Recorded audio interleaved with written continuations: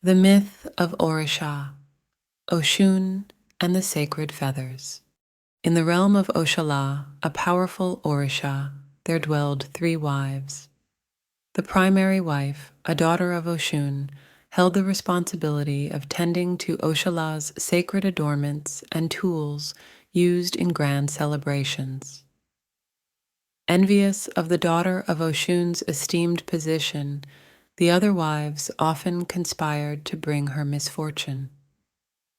One day, as the daughter of Oshun was cleaning Oshalá's tools, she left them to dry in the sun while attending to other tasks. Seizing the opportunity, the other 2 wives seized the objects of the Orishá and cast them into the sea. Upon her return, the daughter of Oshun discovered that the sacred tools of the great Orishá were missing. Overwhelmed with despair, she feared the consequences she would face for such a loss. She remained in bed on the day of the festival, her soul heavy with sorrow. She knew Oshálá would expect to use his sacred symbols during the celebration. A young girl she cared for pleaded for her to rise, but the daughter of Oshun refused, consumed by her deep desolation. In the midst of her distress, a fisherman passed by the street, selling fish. The daughter of Oshun instructed the young girl to purchase some for the festival. As they opened the fish, they discovered the missing tools hidden within. The other 2 wives, undeterred in their attempts to harm their rival, devised another plan. On the day of the festival, as Oshálá occupied his privileged seat in the grand hall, the primary wife sat in a chair to his right, while the other 2 wives settled in chairs on his left. Seizing a moment when the primary wife briefly left the room to fetch Oshalá's crown, the 2 wives placed a magical concoction on her chair. When she returned and sat down, she felt a sticky, warm, and peculiar sensation. She realized with horror that she was bleeding, having violated a sacred taboo by presenting herself to Oshálá in a state of impurity.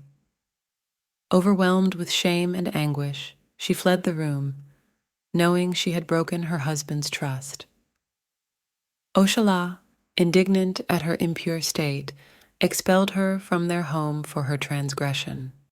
The sorrowful wife sought solace in her mother's house, where Oshun lovingly received her, tending to her wounds. Oshun crushed leaves and prepared a bath in a basin, cleansing her daughter's body, washing away the blood, and wrapping her in clean cloth. As Oshun lifted her daughter from the bath, they discovered that the water had turned red. Yet, it wasn't blood that colored the water, but vibrant red feathers from the tail of a Costa Rican parrot. Nestled at the bottom of the basin were these rare and highly prized feathers known as Ekodidé. The feathers were regarded as a precious adornment, so rare that even the most skilled hunters couldn't acquire a single one. The daughter of Oshun began attending festivals adorned with these remarkable feathers, and rumors spread of Oshun's abundant collection of Ekodidé. Word of this reached Oshalá's ears, for he had been unable to obtain a single feather from the hunters. He ventured to Oshun's house to inquire about them, only to be astonished by what he discovered. There stood his wife, the daughter of Oshun, adorned with these priceless plumages. In the presence of this spectacle, Oshálá forgave his wife and welcomed her back into their home.